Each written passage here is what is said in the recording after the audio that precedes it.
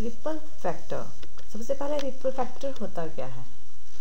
Ripples जब हमारी rectifier, जो हमें रेक्टिफायर से डीसी मिलती है, उसमें कुछ एसी कंपोनेंट्स कंबाइन होते हैं, यानी कि वो स्मूथ डीसी नहीं होती, उसमें कुछ एसी की वेव्स होती हैं।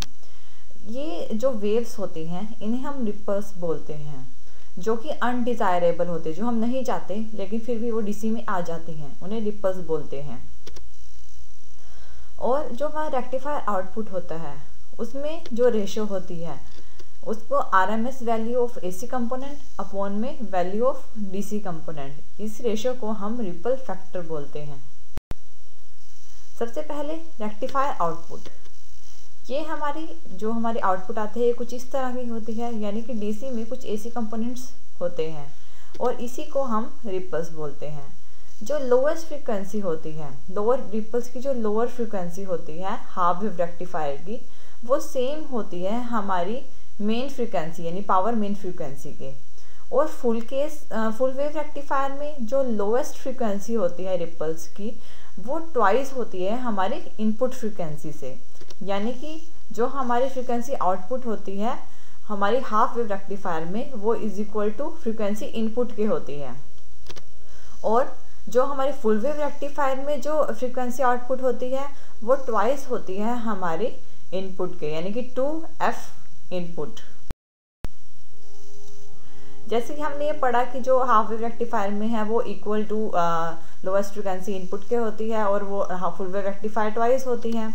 यानी कि अगर हम अपना रेक्टिफायर लें, ये है हमारा ऊपर वाला हाफ वेव रेक्टिफायर जिसमें कि इक्वल होती है हमारे जिसमें हमारे इनपुट के इक्वल फ्रीक्वेंसी के इक्वल होती है।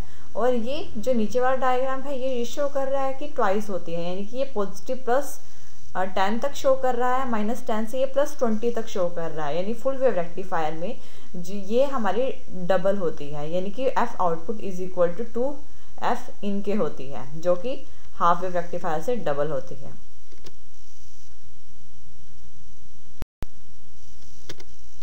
जो हमारा रिपल फैक्टर है, जैसे कि हमने पहले किया था, जो होता है आरएमएस वैल्यू जो हमारे एसी कंपोनेंट होते हैं अपॉन में वैल्यू ऑफ डीसी कंपोनेंट, इनकी रेशियो को हम रिपल फैक्टर बोलते हैं।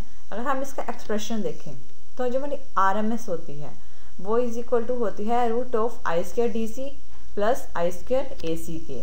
जो हमारी IRMS है वो शो कर रही है जो हमारी टोटल लोड करंट की आरएमएस वैल्यू है, और IDC हमारे शो करती है जो हमारे डीसी कंपोनेंट है हमारे लोड करंट पे उसकी वैल्यू। और जो IAC है ये शो करती है कि जो आरएमएस वैल्यू है जो हमारी एसी कंपोनेंट की जो लोड करंट पे शो हो रही है वो हमारी होती है IAC। जो रिपल फैक्टर होता है वो होता है RMS value of AC component upon value of DC component, यानी कि IAC अपॉन IDC। अगर IAC हमारा होता है √I² DC plus I² AC upon DC के, जो कि हमने अब ऊपर पढ़ चुके हैं, जो हमने अपने पहले इक्वेशन में किया था IRMS is equal to √I² DC plus I² AC, उसकी वैल्यू हम IAC में पुट कर देंगे क्योंकि IAC is equal to IRMS होता है। अब हम इसको ऐसे भी लिख सकते हैं √ में IRMS अपॉन IDC² -1, DC को हम इधर ले लिया। जैसे कि हमारे पास ये वैल्यू आई है, अब हम सबसे पहले हम देखेंगे कि जो हमारा हाफ वेव रेक्टिफायर का रिपल फैक्टर है वो क्या है। जो हमारा IRMS होता है अपॉन IDC वो इज इक्वल टू होता है IM अपॉन 2 अपॉन में IM अपॉन पाई। ये हमारा हाफ वेव रेक्टिफायर की एफिशिएंसी से आता है, यानी कि जो IRMS है वो is equal to IM upon 2 के होता है और जो IDC है वो IM अपॉन पाई के होता है, और ये इज इक्वल टू होता है 1.57 के।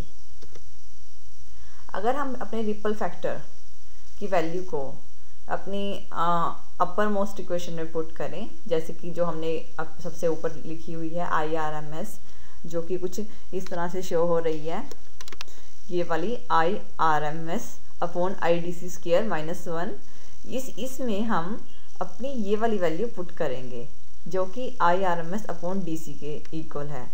अब इसमें हम 1.57 इसमें पुट करेंगे तो हमारे पास आएगा √1.57² -1। जो इज इक्वल टू होगा 1.21 के। ये चीज़ 1.21 हमारा शो कर रहा है कि जो हमारी आउटपुट है हाफ वेव रेक्टिफायर की, उसमें मोर रिपल्स हैं।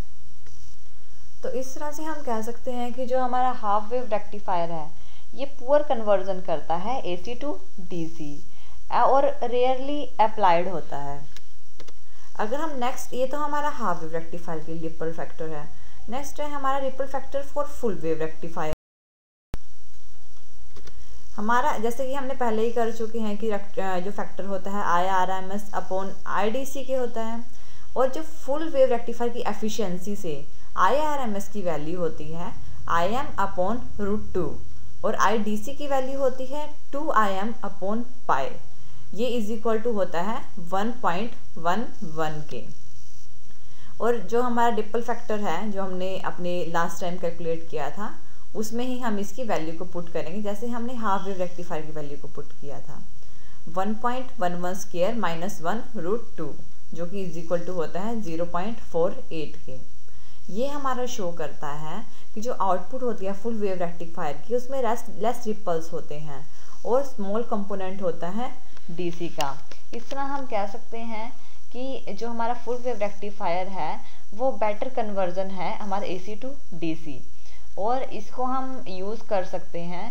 लेकिन इसकी जो रिपल्स हैं इसको फिनिश करने के लिए, इसको ख़त्म करने के लिए हम अपने फ़िल्टर सर्किट्स का यूज़ करते हैं ताकि हमें एक स्मूथ DC मिल सके।